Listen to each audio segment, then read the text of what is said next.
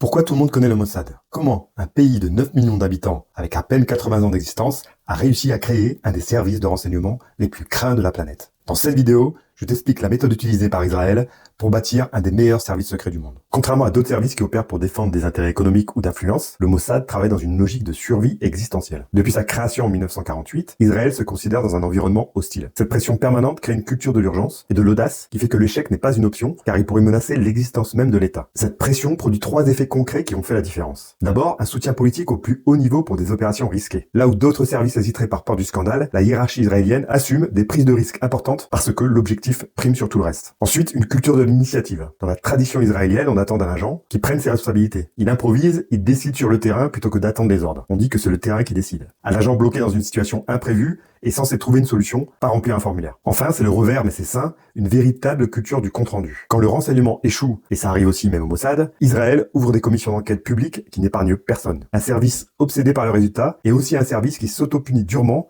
quand il échoue, et donc qu'il apprend vite de ses erreurs. En 1973, le renseignement israélien rate l'attaque surprise de la guerre du Kippour. La réponse, commission à Granat, qui décortique publiquement les failles et fait tomber les têtes au sommet de la hiérarchie. C'est ce réflexe sain d'autocritique et démocratique qui forge un service qui n'a pas le droit de se reposer sur ses lauriers. Cette exigence de résultat, encore faut-il avoir les moyens de l'atteindre partout dans le monde. Et là, Israël dispose d'un atout qu'aucun autre pays ne possède au même degré. C'est la raison numéro 2, la diaspora. Voici un avantage structurel que peu de gens mesurent. Israël est, par construction, une nation d'immigrants venus de près d'une centaine de pays. Les Juifs ont quitté l'Irak, l'Iran, le Maroc, l'Égypte, le Yémen, la Russie, l'Europe de l'Est et bien d'autres pour s'y installer au fil des décennies. Pour un service de renseignement, c'est un trésor. Pourquoi? Parce que l'infiltration repose sur une chose presque impossible à fabriquer artificiellement, passer pour un local. Pas seulement parler la langue, mais avoir l'accent exact, connaître les codes culturels, les références d'enfance, les habitudes alimentaires, les blagues, la manière de marchander au marché. Un agent qui a réellement grandi dans la culture qu'il doit infiltrer possède une couverture qu'aucune formation ne peut totalement reproduire. Là où la CIA ou les services européens doivent former laborieusement des agents à parler arabe ou farsi, le Mossad peut puiser dans un vivier de personnes pour qui ces langues et ces cultures sont natives. C'est un avantage rare et c'est probablement la composante la plus solide et la plus vérifiable de l'idée d'un réseau mondial. La diversité d'origine de la population israélienne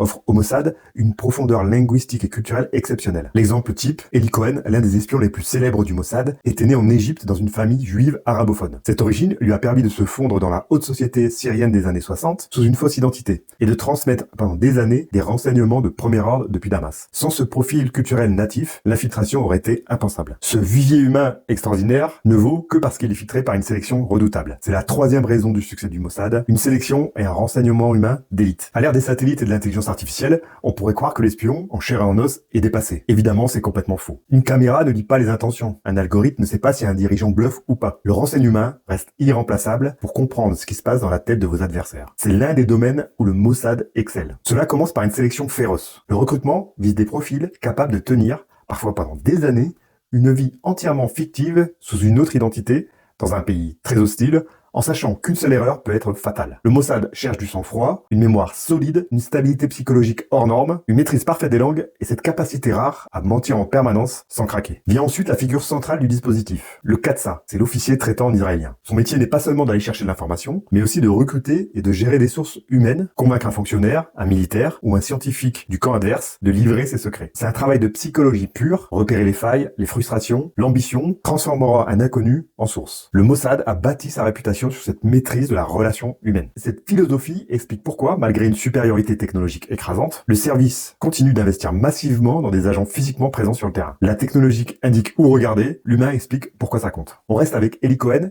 mais sous un autre angle. Ce qui force le respect, c'est la durée et la profondeur de l'infiltration.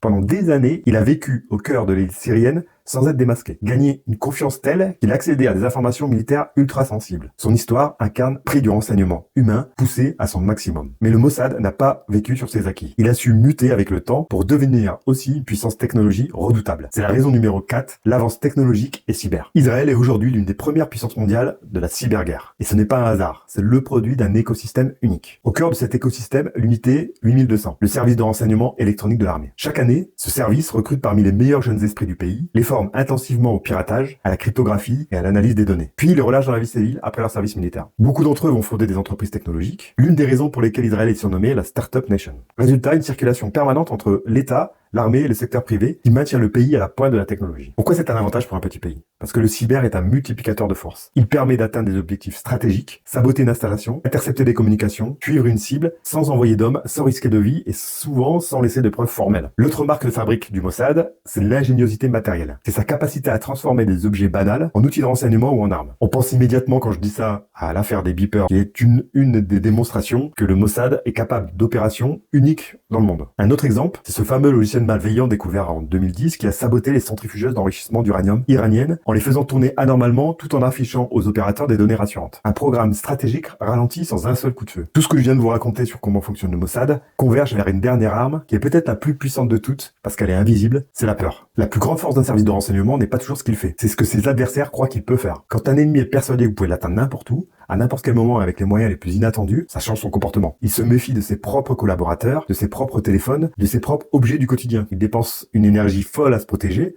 plutôt qu'à agir. Cette paranoïa imposée est en soi une victoire obtenue sans même mener d'opération. C'est ce qu'on appelle la dissuasion. L'aura devient une arme. Le Mossad a soigneusement entretenu cette image au fil des décennies à travers la doctrine appelée du bras long. Cette doctrine, c'est l'idée qu'aucune distance, aucune frontière, aucun délai ne met une cible définitivement hors de portée. Quand on pense à cette doctrine du bras long, on pense évidemment, dans l'histoire du Mossad, à plusieurs affaires qui ont marqué l'histoire, notamment après la Deuxième Guerre mondiale, la traque des nazis partout dans le monde par le Mossad, qui ont été cherchés, les responsables nazis, qu'ils soient en Argentine, au Brésil, ou dans n'importe quel pays au monde. Il y a également l'affaire des JO de Munich, où après l'attentat par des Palestiniens contre des sportifs israéliens, le Mossad a tout fait pour se venger et assassiner les responsables de l'attentat des JO de Munich. Ça a duré des années, ils ont recherché méthodiquement partout sur la planète les responsables de l'attentat et les ont éliminés. Mais attention, cette arme de la réputation, de la dissuasion par la réputation est à double tranchant. Une réputation de toute puissance attire aussi tous les soupçons. Parfois le Mossad est accusé de tout, parfois à tort, ce qui nourrit également les théories complotistes. Alors pour conclure, qu'est-ce qui fait la force du Mossad? C'est pas un secret magique, c'est une chaîne logique. Vous l'avez vu, une obligation de résultat n'est d'un impératif de survie, donc pas le choix, qui justifie une audace réelle et assumée, un vivier humain d'une richesse culturelle unique à travers la planète, une sélection rigoureuse et un renseignement d'élite pour exploiter ce vivier, une avance technologique qui démultiplie la portée d'un petit pays, et au sommet, une réputation devenue une arme à part entière. Mais soyons honnêtes jusqu'au bout, aucun service n'est infaillible. Le renseignement israélien a connu des échecs retentissants, la guerre du Kippour en 1973, et plus récemment, évidemment, le 7 octobre 2023, la fameuse attaque du Hamas sur Israël qui a constitué une faille sécuritaire majeure. Merci d'avoir suivi cette vidéo, n'hésitez pas à vous abonner et à mettre un petit commentaire pour me faire un petit retour sur cette vidéo. À bientôt et prenez soin de vous.